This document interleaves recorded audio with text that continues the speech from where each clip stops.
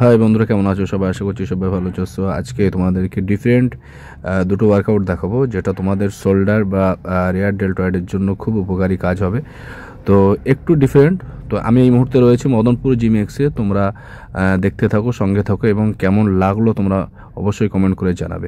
যেহেতু এখানে যে ওয়েটটাকে আমি চুজ করেছি না, এই ওয়েটটা দেখে কারোর খুব একটা ভক্তি হবে না, যেহেতু কম ওয়েট, এত অল্প ওয়েট, কিন্তু এই যেভাবে আমি ওয়ার্কআউটটাকে পারফর্ম করছি, এইভাবে করলে মোটামুটি 7-8টা রিপিটেশন মারার পরে তুমি ফিল করবে যে তোমার রেয়ার ডেল্টয়েড এবং তোমার শোল্ডার কী পরিমাণে পেন হচ্ছে সেটা তুমি ফিল করতে পারবে।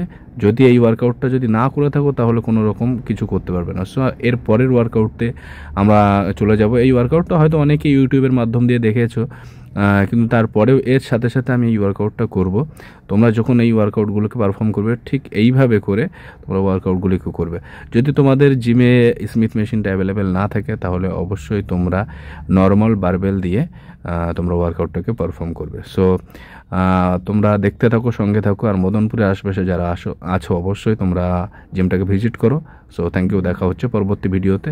একটু জাস্ট আমি একটু দেখাবার চেষ্টা করছি যে কী পরিমাণে পাম্প হয়েছে। সো থ্যাংক ইউ, দেখা হচ্ছে পরবর্তী ভিডিওতে।